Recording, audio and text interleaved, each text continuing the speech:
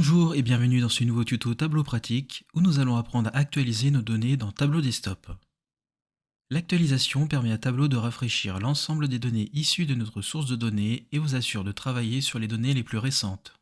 En effet, votre source de données, qu'elle soit un fichier Excel ou une base de données, sera forcément mise à jour une ou plusieurs fois dans le temps et il sera donc primordial pour vous de travailler sur des données actualisées. Alors, comment actualiser dans Tableau Desktop?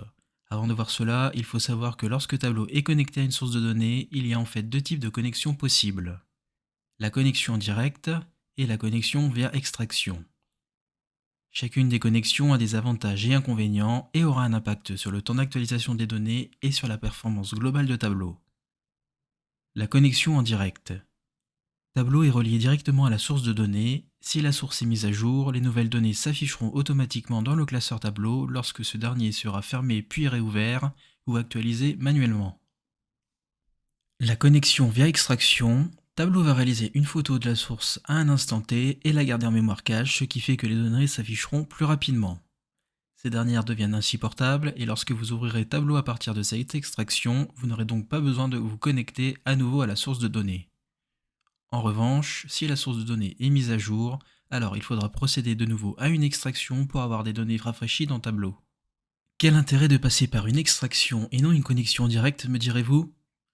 La réponse est simple, en fait si vous travaillez sur une base de données volumineuse qui comporte des milliers de données, le fait d'être en connexion directe, Tableau activera des phases d'actualisation et d'indexation des données lors de certaines manipulations de vos classeurs feuilles, ce qui vous coûtera jusqu'à plusieurs dizaines de minutes d'attente et ne vous rendra pas du tout productif lorsque vous êtes en train de travailler sur Tableau. Pour pallier à cela, Tableau propose la possibilité de faire une extraction de cette base de données qui aura pour but de faire une photo de votre source à un instant T, prenant un certain temps, le temps d'un café, mais vous permettra ensuite de pouvoir travailler quasi instantanément sur les données et de ne pas être interrompu. Pour résumer, si votre source est un fichier Excel basique ou autre source de données non volumineuse, la connexion en direct peut être envisagée. En revanche, il faudra privilégier la connexion en extraction lorsque vous travaillerez sur une base de données avec une volumétrie plus importante. Comment actualiser dans Tableau? Pour actualiser, il y a plusieurs façons de faire. Dans l'onglet Sources de données, vous pouvez cliquer sur la roulette ou alors passer par la barre de menu horizontale en cliquant sur Données, puis Actualiser la source de données. Enfin, si vous êtes en connexion par extraction, vous pouvez actualiser via le bouton Actualiser pour rafraîchir l'extraction.